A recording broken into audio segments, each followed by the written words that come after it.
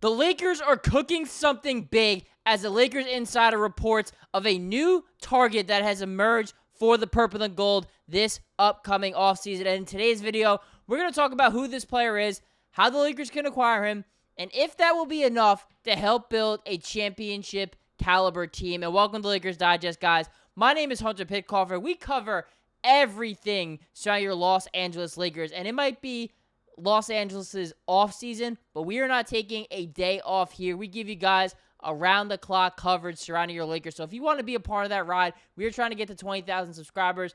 About 70% of you guys watching our videos already are not subscribed. So if that is you, and yes, that number is going down, so we appreciate it, but let's get that number even lower because we're giving you free content. It don't cost you a dime to watch this video. So click that subscribe button because I'm telling you guys, this is definitely going to be a pretty interesting video that not a lot of people are talking about. You're probably wondering what I'm talking about. This under-the-radar target for the Los Angeles Lakers. And this is the report that just came out from Kobe Price, who covers the Lakers for the Orange County Register. Apologies for the typo down there, but you get the point. This is what he said in one of his articles, saying, quote, an honorable mention for players that the Lakers could target this upcoming offseason, especially big men targets. Orlando's Goga Bitadze, who's currently making $15.3 million over the next 2 years.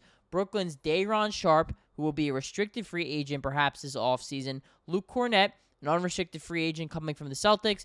Larry Nance Jr., unrestricted guy from the Hawks, of course a former Laker, and Precious Achiuwa, who was on the New York Knicks, another unrestricted free agent. So that's a lot of names, guys, that I just threw at you there. But we're not going to focus on all those in just this video today. If you want us to talk about some of those other players more in depth, feel free to let me know, and we can make a video on that. But we're going to focus more on Goga Bitadze of the Orlando Magic because out of all those guys there, he is the only player that is currently under contract right now. So if the Lakers, who don't have a lot of cap space, lose out in a bidding war for a guy like Luke Kornet or maybe someone like Day'Ron Sharpe, who has their rights ultimately with the Brooklyn Nets right now, they have the option to match any contract. If the Lakers want to kind of control their own destiny a little bit here and go out and get a big man and target a big man, Goga Bitadze could be that guy. And there's a number of reasons why he could ultimately land with the Los Angeles Lakers. And to put in perspective, guys,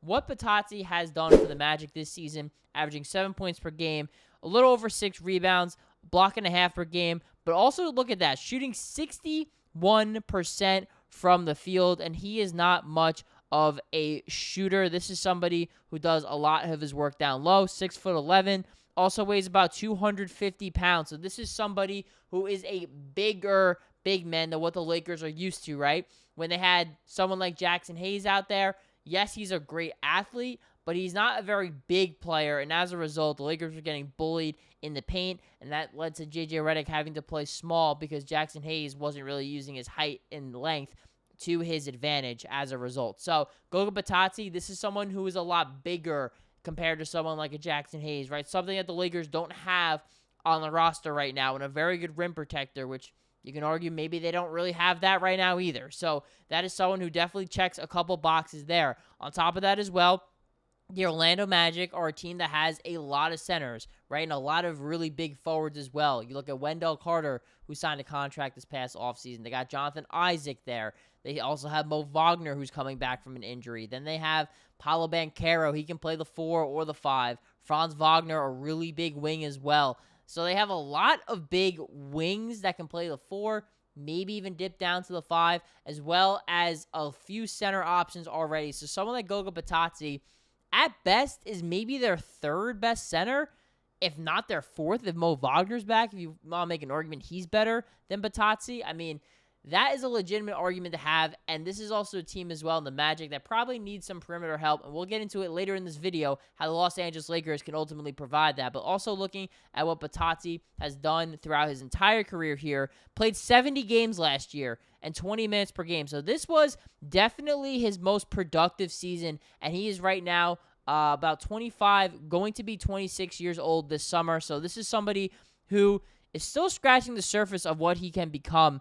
And if you look at what he's done for the Magic the last 3 years, it's definitely been his best 3 years. He shot at least 57% from the field in all three and over 60%. And maybe he's not a high volume shooter, but this is someone who's definitely playing at an upward trajectory in his career, which is good news for, I guess, the Magic, but bad news because they have a lot of big men who ultimately are going to be competing for minutes.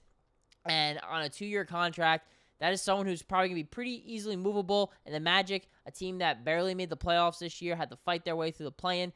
This is a team that's definitely going to want to build around Paolo Banchero, Mo Wagner, Jalen Suggs, and all those young players there. And that's going to bring us, guys, to our next point, because is Goga Bitadze only part of the solution? Because I did just hype him up a little bit here, but the Lakers probably still need to do a little bit more to get him. Let's talk about here, too, how the Lakers can ultimately land Bitadze here in Los Angeles. So, yes, guys, here's the breakdown of his contract. He's making about a little over $8 million this upcoming season, and then going to be making a tad under that, around the $7-ish million mark. So this is someone who is very tradable, right? He does not have a very big contract. If the Lakers want to get a guy with, a high risk, high reward kind of player, or maybe even a medium risk because of that contract, it's not a lot of money you're paying someone who could be a very good, potentially backup and a young, good center, and someone that the Lakers don't currently have on the roster. So what would it take to land somebody like that? Well, the Lakers, because of their cap situation, they need to give out more salary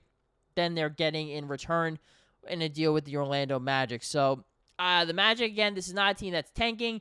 I don't really think they would want just a salary dump in Maxi Kleber unless the Lakers are going to offer some serious draft capital. Dalton Knecht for Goga Bitadze, that's probably way too much. The Lakers would be getting more in return there. They would need to get more for someone like Dalton Knecht, although I'm sure the Magic would really like someone like that. I look at someone like Gabe Vincent, perhaps, as someone that the Magic would be interested in. At $11.5 million, Gabe Vincent had a solid season, definitely the better of the 2 years he's been here in Los Angeles, but at the same time, though, someone who did not play well in the playoffs. Well, the Orlando Magic, this is a team that definitely needs more guards, right? They have Jalen Suggs, but he's coming off an injury. Cole Anthony, I guess he's still there, but this is definitely a team, and a guy like Anthony Black, too, but Gabe Vincent definitely gives him something a little bit different. He's smaller. He's more stout. He's able to be, a guy who can play off the ball really well, can heat up.